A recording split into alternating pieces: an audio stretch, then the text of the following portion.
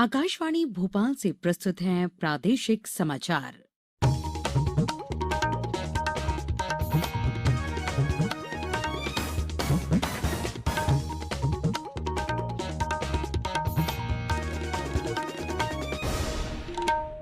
नमस्कार, समाचारों के साथ मैं पूर्वा त्रिवेदी। पहले एक अपील।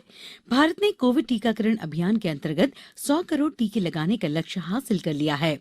इस महत्वपूर्ण कार्य में योगदान करने वाले चिकित्सकों, नर्सों और अन्य स्वास्थ्य कर्मियों का आकाशवाणी अभिनंदन करता है। इसके साथ ही हम आपको सतर्क भी करना चाहते हैं कि कोविड अभी समाप्त नहीं हुआ है। आप सभी से हमारी अपील है कि यथाशीघ्र दोनों टीके लगवाएं और अन्य लोगों को भी टीके लगवाने के लिए प्रेरित करें। त्योहारों के समय कृपया इन 3 आसान उपायों का पालन करें। मास्क पहनें, 2 गज की दूरी बनाए रखें, हाथ और चेहरा साफ रखें। कोविड से संबंधित कोई भी जानकारी और मार्गदर्शन के लिए राष्ट्रीय हेल्पलाइन नंबर 01123978046 और 1075 पर संपर्क करें। अब इस बुलेटिन के समाचार। सबसे पहले मुख्य समाचार। प्रधानमंत्री नरेंद्र मोदी आज भारतीय रिजर्व बैंक की खुदरा प्रत्यक्ष योजना और एकीकृत लोकपाल योजना का शुभारंभ करेंगे। मुख्यमंत्री शिवराज सिंह चौहान ने कृषि उत्पादन के साथ निर्यात को बढ़ाने के कदम उठाने पर जोर दिया। प्रदेश में टीकाकरण अभियान की केंद्रीय स्वास्थ्य मंत्री द्वारा सराहना, अन्य राज्यों के लिए भी उदाहरण बताया। और प्रधानमंत्री की 15 नवंबर की भोपाल यात्रा की व्यापक तैयारियां जारी। वन मंत्री और खाद्य मंत्री ने तैयारियों का जायजा लिया। अब समाचार विस्तार से। प्रधानमंत्री नरेंद्र मोदी आज सुबह 11 बजे वीडियो कॉन्फ्रेंस के माध्यम से भारतीय रिजर्व बैंक की 2 नवीन ग्राहक केंद्रित पहलों का शुभारंभ करेंगे। ये पहल है आरबीआई खुदरा प्रत्यक्ष योजना और रिजर्व बैंक एकीकृत लोकपाल योजना। आरबीआई खुदरा प्रत्यक्ष योजना का उद्देश्य खुदरा निवेशकों के लिए सरकारी प्रतिभूति बाजार तक पहुंच बढ़ाना है। इससे निवेशक आसानी से आरबीआई के साथ अपना सरकारी प्रतिभूति खाता मुफ्त में ऑनलाइन खोल सकेंगे। एक राष्ट्र एक लोकपाल पर आधारित एकीकृत लोकपाल योजना का उद्देश्य रिजर्व बैंक द्वारा विनियमित संस्थाओं के बारे में ग्राहकों की शिकायतों के समाधान के लिए शिकायत निवारण तंत्र में और सुधार करना है। मुख्यमंत्री शिवराज सिंह चौहान ने कृषि उत्पादन के साथ निर्यात को बढ़ाने के लिए ठोस कदम उठाने पर जोर दिया है। उन्होंने कल भोपाल में कृषि और उद्यानिकी से संबंधित फसलों की समीक्षा बैठक में अधिकारियों से अधिक मुनाफा देने वाली फसलों के उत्पादन को फसल विविधता के माध्यम से बढ़ाने पर जोर दिया। उन्होंने कहा कि किसानों को किसी तरह का नुकसान न हो, इसका भी ध्यान रखा जाना चाहिए। मुख्यमंत्री ने कहा कि जैविक खेती के माध्यम से भी फसलों के उत्पादन को बढ़ाने की कोशिश की जानी चाहिए। श्री चौहान ने डेयरी उत्पाद और दूध से बने उत्पादों के निर्यात को प्रोत्साहित करने के संबंध में भी अधिकारियों को निर्देश दिए। उन्होंने कहा कि मोटे अनाजों के रकबे को भी बढ़ाया जाना चाहिए। मुख्यमंत्री ने खाद का वितरण और बेहतर तरीके से करने पर जोर देते हुए चेतावनी दी कि वितरण व्यवस्था में किसी तरह की लापरवाही बर्दाश्त नहीं की जाएगी। 52वां भारतीय अंतर्राष्ट्रीय फिल्म महोत्सव IFFI इस महीने की 20 से 28 तारीख तक गोवा में आयोजित किया जाएगा। कोविड महामारी के कारण इसे हाइब्रिड रूप से आयोजित किया जाएगा। ये फिल्मोत्सव एशिया के सबसे पुराने और भारत के सबसे बड़े अंतर्राष्ट्रीय फिल्म समारोह में से एक है। अब समाचारों में वक्त है एक ब्रेक का। कोविड-19 से बचाव और सुरक्षित रहने के 3 उपाय। मास्क लगाएं, 2 गज दूरी है जरूरी, सुरक्षित दूरी रखें, हाथ और मुंह साफ रखें।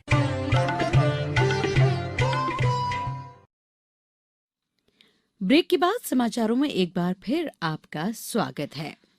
प्रदेश में कोरोना टीकाकरण महाअभियान में 10 नवंबर को देश में सर्वाधिक टीके लगाए जाने पर केंद्रीय स्वास्थ्य मंत्री मनसुख मांडविया ने राज्य की सराहना की। उन्होंने कहा कि राज्य सरकार और नागरिकों के संयुक्त प्रयास से ये उपलब्धि हासिल हुई है। उन्होंने टीकाकरण के लिए लोगों को प्रेरित करने के उद्देश्य से राज्य में चलाए गए रोको टोको अभियान की भी तारीफ की है।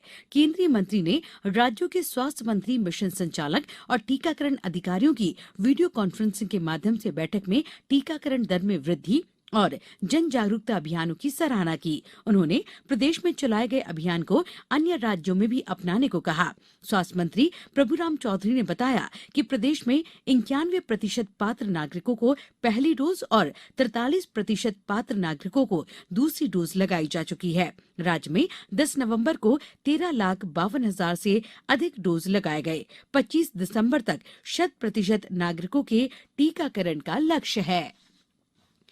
प्रदेश में कल कोरोना के 12 नए मामले सामने आए हैं। इनमें से इंदौर में 4, भोपाल में 3, बैतूल और जबलपुर में 2-2 और धार में 1 संक्रमित मिला है। अब राज्य में सक्रिय मरीजों की संख्या 76 हो गई है। कल 17 रोगी कोरोना से स्वस्थ भी हुए। प्रदेश में अब पॉजिटिविटी दर भी बहुत कम हो गई है। लोगों की जांच लगातार की जा रही है। 1,500 से ज्यादा फीवर क्लिनिक संचालित किए जा रहे हैं, जिनमें कल 60,000 से अधिक जांच की गई। प्रधानमंत्री नरेंद्र मोदी की मौजूदगी में 15 नवंबर को भोपाल के जम्बूरी मैदान में होने वाले जनजातीय सम्मेलन के लिए व्यापक तैयारियां की जा रही हैं। श्री मोदी इस अवसर पर जनजातीय वर्ग के लिए विभिन्न कल्याणकारी योजनाओं का शुभारंभ करेंगे। वन मंत्री विजय शाह और खाद्य मंत्री विसाहू लाल सिंह ने कल गौरव दिवस की तैयारियों का जायजा लिया। उन्होंने प्रदेश के सभी अंचलों के जनजातीय वर्ग के लोगों से कार्यक्रम में शामिल होने की अपील की। भोपाल में पहली बार सीमा सुरक्षा बल बीएसएफ के जांबाज मोटरसाइकिल जवानों द्वारा हैरत अंगेज कारनामों का प्रदर्शन किया जाएगा। संस्कृति विभाग, स्वराज संस्थान संचालनालय एवं सीमा सुरक्षा बल के संयुक्त तत्वाधान में ये कार्यक्रम मोतीलाल नेहरू स्टेडियम में आज शाम 4 बजे आयोजित किया जाएगा। उधर सीमा सड़क संगठन 27 दिसंबर तक भारत एट 75 बीआरओ मोटरसाइकिल अभियान का आयोजन कर रहा है। इसके अंतर्गत बीआरओ की मोटरसाइकिल सवार राष्ट्र निर्माण में बीआरओ के योगदान के बारे में जागरूकता बढ़ाने के लिए देश के सभी क्षेत्रों में जा रहे हैं। रक्षा मंत्री राजनाथ सिंह ने 14 अक्टूबर को दिल्ली से इस अभियान की शुरुआत की थी। देश में 19 नवंबर को आंशिक चंद्र ग्रहण घटित होगा। भारत में चंद्रोदय के तत्काल बाद ग्रहण बहुत कम समय के लिए अरुणाचल प्रदेश और असम के सुदूर उत्तर पूर्वी हिस्सों में दिखाई देगा। वहीं पश्चिमी अफ्रीका, पश्चिमी यूरोप, उत्तर अमेरिका सहित दुनिया के कई देशों में ग्रहण अच्छे से नजर आएगा। चंद्र ग्रहण तब घटित होता है जब पृथ्वी सूर्य एवं चंद्रमा के बीच आ जाती है तथा ये तीनों एक सीधी रेखा में अव्यवस्थित रहते हैं। अब कुछ समाचार संक्षेप में।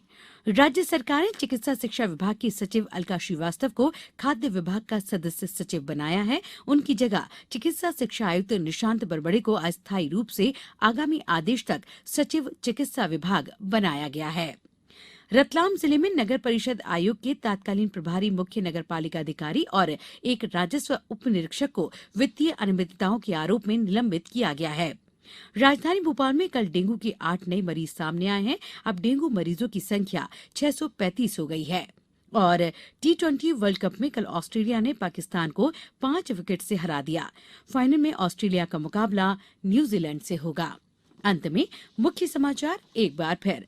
प्रधानमंत्री नरेंद्र मोदी आज भारतीय रिजर्व बैंक की खुदरा प्रत्यक्ष योजना और एकीकृत लोकपाल योजना का शुभारंभ करेंगे। मुख्यमंत्री शिवराज सिंह चौहान ने कृषि उत्पादन के साथ निर्यात को बढ़ाने के कदम उठाने पर जोर दिया। प्रदेश में टीकाकरण अभियान की केंद्रीय स्वास्थ्य मंत्री द्वारा सराहना, अन्य राज्यों के लिए भी उदाहरण बताया। और प्रधानमंत्री की 15 नवंबर की भोपाल यात्रा की व्यापक तैयारियां जारी, वन मंत्री और खाद्य मंत्री ने तैयारियों का जायजा लिया। इस बुलेटिन के अंत में एक अपील, हमेशा ध्यान रखें, मास्क और 2 गज की दूरी, हाथ धोना भी है जरूरी। नमस्कार।